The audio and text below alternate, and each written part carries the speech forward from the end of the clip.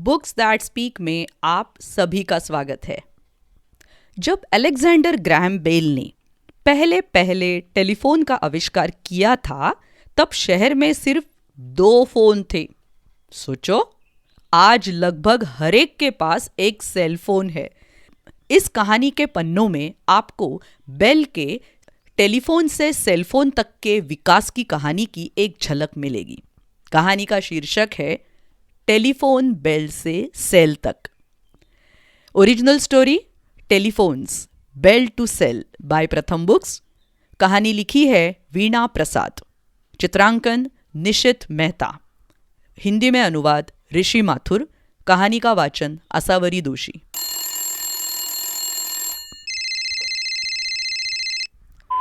जब आपको टेलीफोन पर किसी से बात करनी होती है तो आप क्या करते हैं? हाथ बढ़ाकर अपना मोबाइल फोन उठा लेते हैं, या फिर दीवार पर टंगे या चौकी पर रखे लैंडलाइन टेलीफोन का चोगा उठाकर नंबर मिलाते हैं, या फिर डाकखाने या परचून की दुकान पर दुकानदार को पैसे देकर फोन इस्तेमाल करते हैं। फोन चाहे जहां इस्तेमाल करे, तरीका तो वही रहता है। आप नंबर मिलाते हैं और दूसरी ओर घंटी बजने का इंतजार करते हैं। लेकिन शुरुआत में कॉल करना इतना आसान नहीं था। अलेक्जेंडर ग्रैहम बेल ने टेलीफोन का आविष्कार 1880 में किया था। 10 मार्च 1876 को उन्होंने अपने सहायक थॉमस वॉटसन को कॉल किया। बेल ने मुंह की ओर रखने वाले हिस्से में जोर से बोलकर उन्हें अपने पास आने को कहा। सहायक ने अपने कान पर लगाए जाने वाले हिस्से से बेल की आवाज सुनी और दौड़ते हुए बगल वाले कमरे से उनके ऑफिस में आ पहुंचे। ये बात अमेरिका के बोस्टन शहर की है। उस समय टेलीफोन में डायल नहीं था।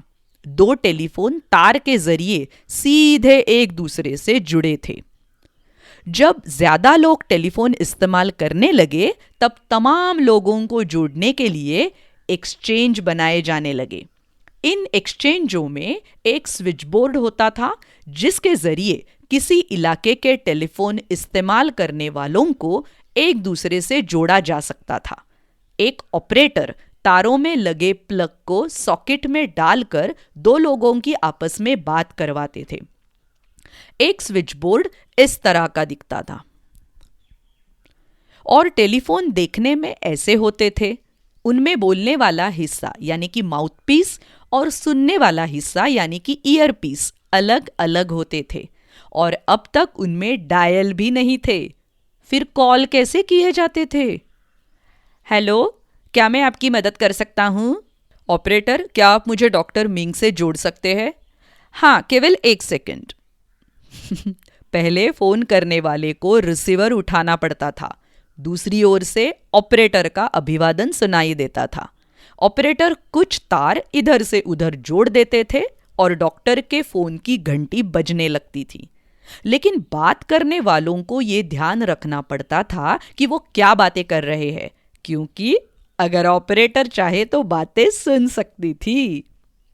टेलीफोन की संख्या बढ़ने के साथ ऑपरेटर के लिए सभी कनेक्शन याद रखना असंभव हो गया।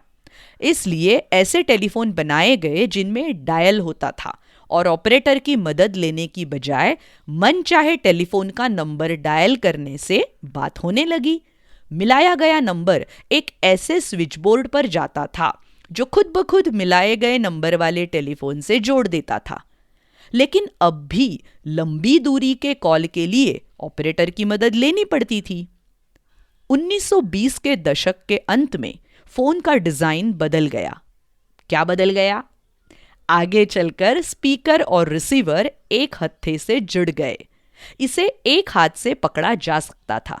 अगर चाहे तो इसे गर्दन के दबाव से कंधे पर भी टिकाए रखा जा सकता था, ताकि बात करने वाले के हाथ कुछ लिखने के लिए खाली रहे, या अगर चाहे तो बात करते करते घड़ी भी पहन सके।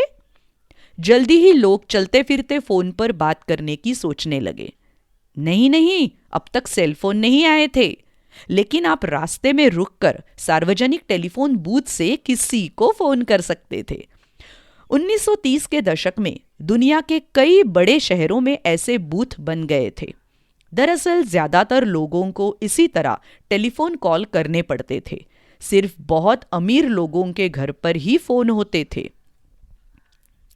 कुछ ही साल बाद लोग कार चलाते चलाते बात करने की सोचने लगे, इसलिए कार के अंदर ही टेलीफोन लगने लगे, रिसीवर और डायल वाले। लेकिन ये कार फोन बेतार होते थे, यानी कि कॉर्डलेस। कार फोन रेडियो तरंगों के जरिए एक दूसरे से जुड़ते थे। 1970 के दशक में सिर्फ कुछ ही लोगों के पास ऐसे फोन होते थे जिन्हें वो अपने साथ बैग में लेकर चलते थे। ये सैटेलाइट फोन थे जिनसे उपग्रहों के जरिए दुनिया में कहीं भी बात की जा सकती थी। सैटेलाइट फोन कभी भी ज्यादा लोकप्रिय नहीं हो सके क्योंकि इन्हें इस्तेमाल करने के लिए फोन को आसमान में स्थित सैटेलाइट की सीध में रखना जरूरी होता था। यानी अगर कोई 20 मंजिली इमारत की दूसरी मंजिल पर रहता हो तो उसे किसी का कॉल आने या किसी को कॉल करने के लिए फोन लेकर इमारत की छत पर जाना पड़ता था। लेकिन इसी बीच सेलफोन का दौर आ गया। इन्हें इस्तेमाल करने के लिए उपग्रह की सीध में रखने की जरूरत नहीं थी। ये फोन तरंगों के जरिए पास के सेल टावर से जुड़ते थे। ऐसे में घर या ऑफिस के अंदर बैठे बैठे भी फोन पर बात की जा सकती थी। पहला सेल फोन 1973 में बना, जिसका वजन 1 किलो से अधिक था। बाद में यह इतना छोटा हो गया कि आपकी जेब में समा सके। एक सेल फोन अन्य तरीकों से सुविधाजनक भी है। लैंडलाइन फोन तारों से जुड़ा होना चाहिए। इसका मतलब ये है कि कस्बों के बीच में केबल लगाए जाने के लिए खुदाई करनी पड़ती है। कई गांवों में फोन नहीं था, लेकिन वायरलेस सेलफोन ने सब बदल दिया है। लगभग सभी के पास अब एक सेलफोन है।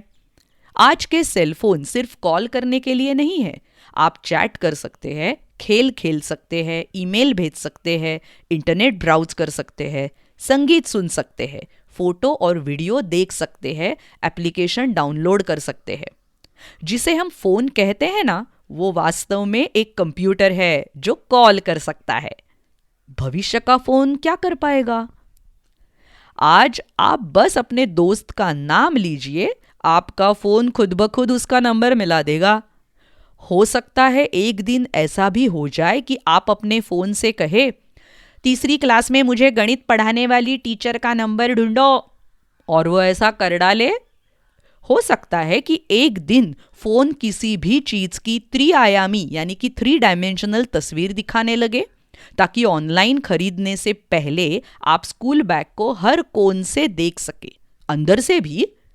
हम कल्पना कर सकते हैं कि एक दिन मोबाइल फोन ऐसे होंगे कि उन्हें तोड़ा मरोड़ा भी जा सकेगा। तब आप अपने फोन को अपनी कलाई पर घड़ी की तरह बांध भी सकेंगे, और अगर चाहे तो रूमाल की तरह मोड़कर अपने छोटे से बटुए में भी रख पाएंगे। और चार्जिंग, उसके लिए कोई बेहतर तरीका ढूंढना पड़ेगा।